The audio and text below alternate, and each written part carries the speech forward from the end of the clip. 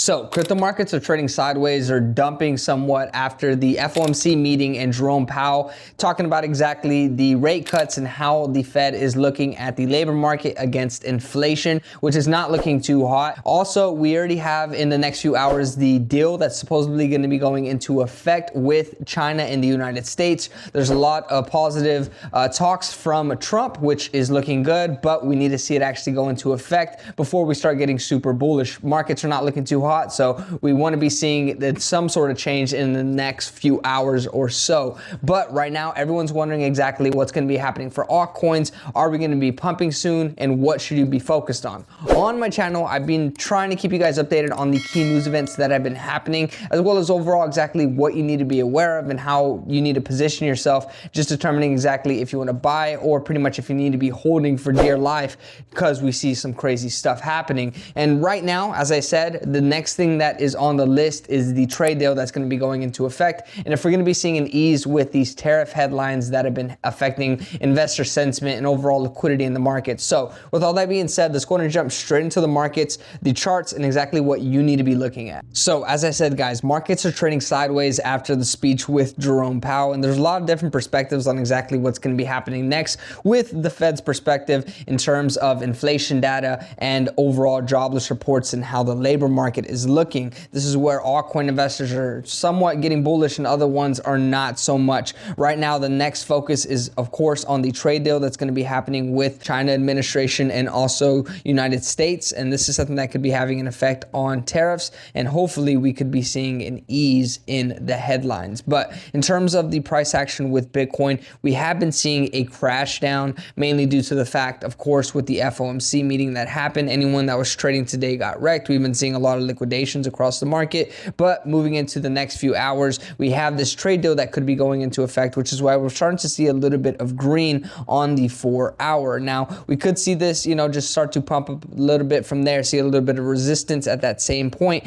at around 111, 112,000, and then from there see a deviation. But of course, headlines can change all of that based off of investor sentiment and data. Right now, we are also looking into Ethereum falling below, of course, that 4,000 region, which was really crucial to hold, but we're just sitting right below. Yesterday, we're sitting right at 39.80, right below 4,000, but now we're sitting around, $100 below, sitting at 39.12. So this is where we kind of want to anticipate upward price action, but we could be seeing deviations, so I wouldn't start getting bullish until we can start to reclaim previous zones. The altcoin market, guys, you can see is just following the price action with Ethereum. So if Ethereum is pumping, altcoins are going to be pumping, but until Ethereum can start to reclaim that price action, we are not going to be seeing positive news for altcoins. And this is something that a lot of investors are missing out on. And this is why a lot of people are still getting liquidated in the markets. But looking at Bitcoin dominance, this is where we can anticipate exactly if altcoins are going to be having the liquidity to actually move forward, or if we still are going to be having to focus on Bitcoin squeezing out the liquidity in the market.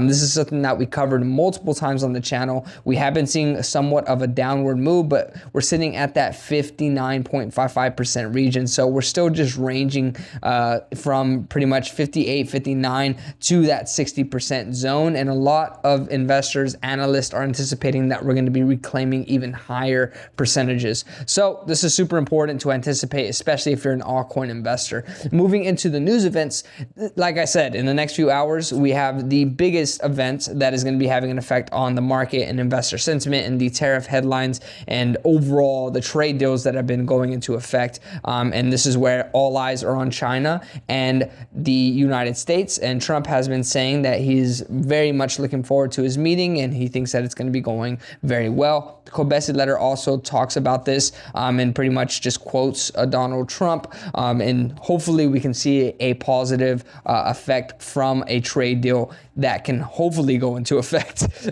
We have been seeing, a lot of headlines, and then sometimes things don't go into effect, so you don't want to get your hopes up. Now, moving into the FOMC decision, this is where a lot of people were anticipating, that this was going to be a huge, crucial event, especially especially with a 25 BPS rate cut already priced in the end of quantitative tightening in December, on December 1st, guys. So this is where everyone is anticipating upward price action, but of course, nearing the end of Q4, approaching the start of Q1. And then from there, this goes into exactly whenever we did see Jerome Powell start to speak. Crypto Mitch now, he's a bullish perspective in terms of altcoins and how the markets are going to keep moving in the next few months. So he gave his perspective on how he deemed the speech. He says markets dropped as Powell started speaking with, no surprise, a hawkish tone. However, markets are based on valuing risks. Few hours after Powell's speech, Bitcoin is back up. Altcoins are acting in a stronger manner, and he compares the others in Bitcoin chart. And then he says gold is down, Nasdaq is up. Again, the price action on gold is the prime indicator, which I don't completely agree with. Given that it's still down 10% is an indication that we're going into a more progressive period of time for the business cycle. That would automatically mean that we should be seeing a switch into risk on assets, crypto to be the asset that benefits the most. So he is someone that is super bullish on altcoins and the perspective on how the markets are looking right now. But I'm not, super already euphoric on the markets, especially since we can't even reclaim areas of, key support sitting at around like 116, 117,000 for Bitcoin, and for Ethereum breaking back above that 4,300 region, hopefully getting back to that 4,500 zone. So this is where I'm more focused on price action than feelings. And this is where, a lot of people are also giving their perspectives around key things that Jerome Powell was saying, because I did watch the speech and he was giving somewhat of a bearish tone, saying that we don't know really what to anticipate, giving his perspective on quantitative tightening, and also how the labor market is looking, and also his perspective on the government shutdown. Benjamin Cohen gave key headlines, which we're not going to be jumping into all of this, but at the end of it, one of the biggest things is that Powell says he does not see the weakness in the job market accelerating. So at the end of the day, if we don't see the weakness in the job market accelerating, that's going to be good, because from there we can start to see an proper move in price action, where we don't see crazy inflation, and everything is kind of balancing out. But if we don't see proper reporting, especially with the government shutdown that's in place, then it's not going to be looking too hot. So all these headlines are key, but at the end of the day, price action is going to be more important. Now, in terms of the Kobesi letter and their perspective on it, I think this was a great take on it. And they even said this was a lot to digest today, but here are their thoughts. The Fed has cut interest rates again, but signaled that the path forward is far from certain. And this is something that we just discussed. It is clear that the Fed is deeply divided, but as long as the labor market continues to weaken, the Fed must cut rates. On top of this, the Fed is ending quantitative tightening on December 1st, and Fed Chair Powell explicitly said policy is still restrictive.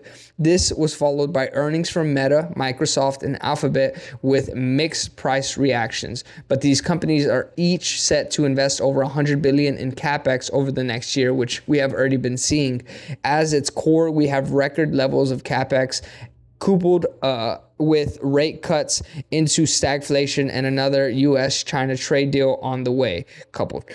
There is a lot of noise, but the AI revolution is in full swing. Ignore the noise. So right now, there's a lot of movement, a lot of price action, a lot of predictions on what's going to be happening based off of more rate cuts and also the labor market and moving forward. So this is where there's a lot of mixed perspectives, but right now the bears are really winning because we have been seeing downward price action. And individuals like Dr. Profit and Killer XBT are the individuals that have been calling a lot of these price action plays and moves, and I have been covering it on my channel, but a lot of people don't like the bearish takes, which is why it's not as popular and why a lot of people don't position themselves correctly. So I think this is something that is super important to take into account. If you aren't looking into perspectives like from Dr. Profit, he does start to get full of himself a little bit. So I won't go full into Dr. Profit, but someone like Kill XBT, he has been getting a little bit in his head, but he has also been profiting like crazy and has been doing very, very well. And I think you can learn something from their price action and how they chart their their specific setups, and also how they deem the markets based off of specific indicators. Really key stuff if you're trying to day trade, and this is something that I do, so I hope that you guys also are focusing on this. Now, moving into the price action on the markets, like I said, everything is just trading sideways, seeing somewhat of a dump, but we do have the trade deal that is going to go into effect, hopefully with China and the United States, and this could be causing a pump in the markets, but is it going to be short-lived? That's the key question. My altcoin portfolio is not looking too hot, and I'm sure a lot of y'all's altcoin portfolios are not looking too hot, especially if you're invested into assets similar to me. But overall, with all that being said, that is currently what is happening in the markets. I think that, a lot of people have already been getting liquidated. A lot of people are out of the markets, especially with, a lot of fear and uncertainty. We have the trade deal with the United States and China that's going to be happening apparently in the next few hours. So hopefully we see that happening, and hopefully we start to see positive price action. I would not be, going all to balls to the wall to invest in altcoins right now, because at the end of the day, we can still see somewhat sideways price action. If you don't have an altcoin portfolio, then I understand you probably want to position yourself, which honestly you should be dollar cost averaging right now. So at the end of the day, if you want to be investing in altcoins, dollar cost average, don't throw your whole load into the market. I think there's still going to be a whole bunch of volatility, especially with all these key news events and everything that's going to be happening, and how more rate cuts are anticipated before the end of the year.